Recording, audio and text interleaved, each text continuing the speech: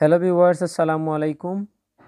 Welcome to my channel education tips. আজকের পর্বে আমি ষষ্ঠ শ্রেণীর গণিত বিষয়ের অনুশীলনী 3.3-এর 14 নং প্রশ্নের সমাধানটা করব। তাহলে চলো সরাসরি চলে যাই ভিডিওতে। তো এখানে আমরা দেখতে পাচ্ছি -3, 6 এবং 9 তিনটি পূর্ণ সংখ্যা দেওয়া আছে এবং কোন নং প্রশ্নে দেওয়া আছে -3 এবং 6, আবার 9 এবং -3, তারপর দেওয়া আছে ব্র্যাকেটের ভিতর -3 + 6 এবং 9 - 6 এর মধ্যে গ্রেটার দেন বা লেস দেন বা ইকুয়াল টু চিহ্ন বসাও।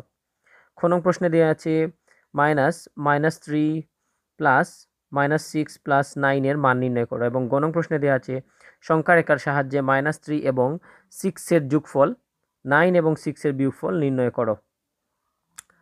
মাতিও না বে।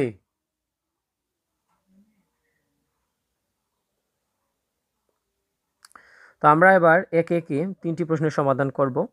তো প্রথমটাতে দেওয়া আছে -3 এবং 6, এই হচ্ছে একটি অংশ। আবার দেওয়া আছে 9 এবং -3, এই হচ্ছে আরেকটি অংশ। এবং এখানে লেখা আছে -3 + 6 এবং ব্র্যাকেটের ভিতর দেওয়া আছে এখানে 9 - 6, এই হচ্ছে তিনটি অংশ। আমরা প্রথমে এই অংশটা করব, তারপর এই অংশ, তারপর এই অংশে যাব। তো এখানে আমরা দেখতে পাচ্ছি -3 এবং 6। তো এই অংশের মধ্যে -3 এর চেয়ে 6টা বড় হবে, কারণ আমরা জানি যে একটি সংখ্যা রেখার মধ্যখানে 0 থাকে এবং এর ডান দিকটা থাকে ধনাত্মক এবং বাম দিকটা থাকে ঋণাত্মক। এবং শূন্য বিন্দুর ডান দিকে যথাক্রমে 1, 2, 3, 4 এভাবে 1, 2, 3, 4, 5, তারপর 6, অর্থাৎ ডান দিকে যত সংখ্যা বাড়বে তত বৃদ্ধি পাবে এবং বাম দিকে যত সংখ্যা যাবে তত কমতে থাকবে, অর্থাৎ -1, তারপর -2, -3 এভাবে যত যেতে থাকবে তত কমতে থাকবে। তো যেহেতু -3 এর ডান দিকে 6টা অবস্থিত, সুতরাং বোঝা যাচ্ছে যে -3 থেকে 6টা বড় সংখ্যা। তো এখানে আমরা লিখব -3 6 এর চেয়ে ছোট, অতএব -3 গ্রেটার দেন 6 হবে। পরের অংশে দেওয়া আছে 9 এবং -3। তো এখানে আমরা দেখতে পাচ্ছি যে -3 এর ডান দিকে -9টা অবস্থিত রয়েছে, অর্থাৎ 6 এর পরে এখানে 7, 8, তারপর 9, তাই -3 এর চেয়ে 9টা বড়। তো আমরা এখানে লিখব এখানে দিয়ে এখানে 9 -3 এর চেয়ে বড়, অতএব 9 গ্রেটার দেন -3।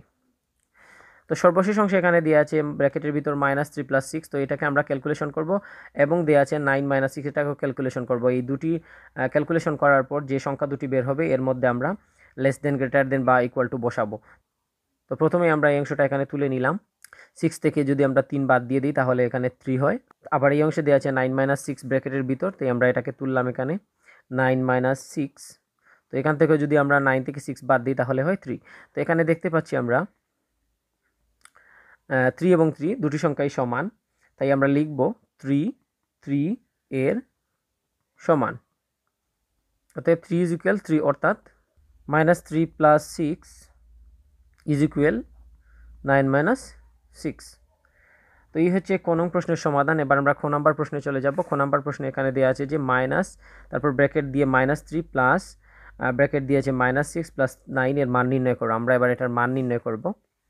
তো আমরা এখানে লিখে নিলাম খ, তারপর এখানে আমরা প্রদত্ত রাশি দিয়ে এটা তুলে দিতে পারি বা এমনিতেই লিখতে পারি এবং এই অংশটা তুলে নেব।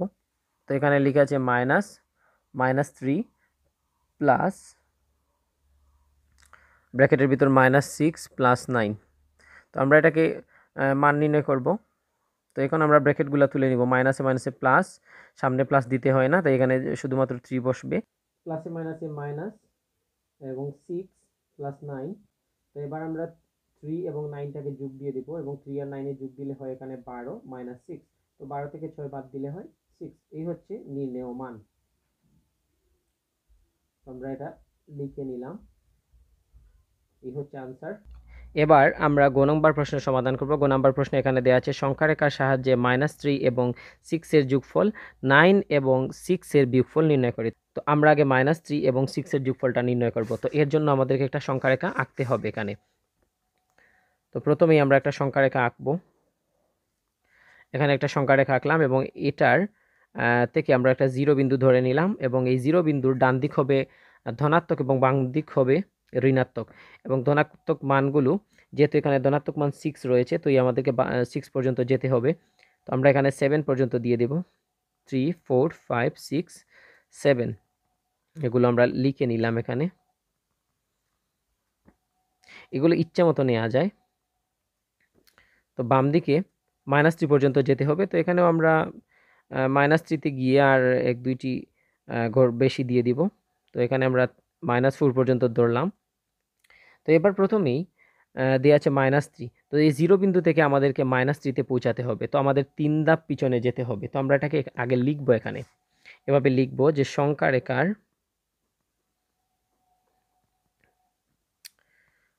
0 বিন্দু হতে বাম দিকে, যেহেতু এটা বাম দিক, তো লিখলাম এখানে বাম দিকে 3 একক গেলে এই -3 বিন্দুটা পাওয়া যায়। -3 বিন্দুটি পাওয়া যায়। তো আমরা এখন এই 0 বিন্দু থেকে -3তে পৌঁছে যাব। পৌঁছে গেলাম। এবার যোগ করতে হবে আমাদের 6 এর সাথে। তো আমরা যদি 6 এর সাথে যোগ করি, 6 হচ্ছে ধনাত্মক সংখ্যা, তাই আমাদের ধনাত্মক সংখ্যা 6 ধাপ ডান দিকে যেতে হবে। তো আমরা এবার এটাকে এখানে লিখবো এভাবে যে 3 বিন্দু, এটা হচ্ছে 3 বিন্দু, এখান থেকে আমাদের যেতে হবে 3 বিন্দু থেকে ডান দিকে 6 লেখা আছে, তাই এখানে 6 একক হবে। 6 একক যাই, 6 একক যাই, এবং তো 6 একক আগে আমরা গিয়ে তারপরে এবং কি হবে সেটা দেখতে হবে।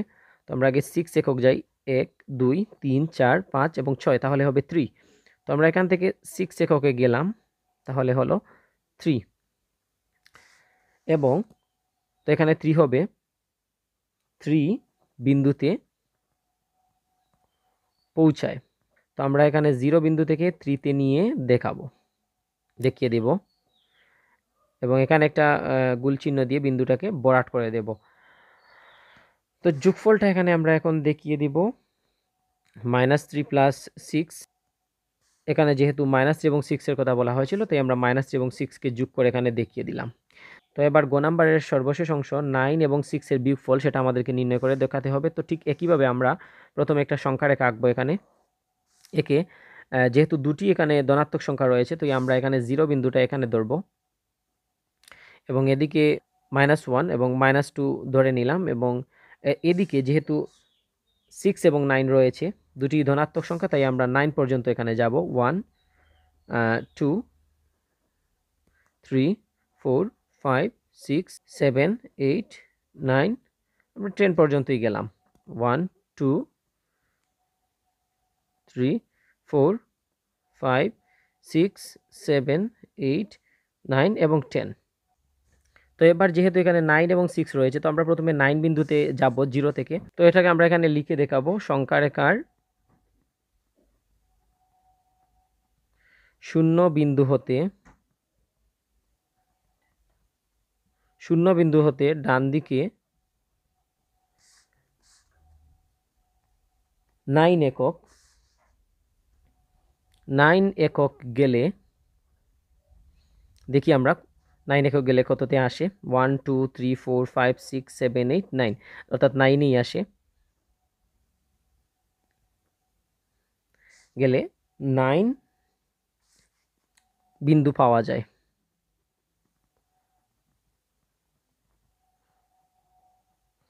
তারপর এখানে 6 রয়েছে, তো আমরা 6টাকে বাদ দিব, অর্থাৎ 9 বিন্দু থেকে 6 ধাপ আমাদেরকে পিছাতে হবে। এখন এই 9 বিন্দু থেকে আমরা যদি 6 ধাপ পিছাই, তাহলে এখানে হবে 1 2 3 4 5 6, 3তে চলে আসবে। তো আমরা এটাকে এখানে দেখাবো এবং এখানে লিখব 9 বিন্দু হতে বাম দিকে 6 একক যাই এবং 3 বিন্দুতে পৌঁছায়।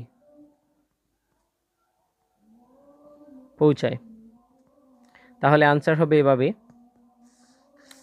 9 - 6 = 3। এই হচ্ছে আনসার। তো শিক্ষার্থীবৃন্দরা, ধন্যবাদ সবাইকে সাথে থাকার জন্য। পরবর্তী ভিডিওতে অবশ্যই দেখা হবে সবার সাথে।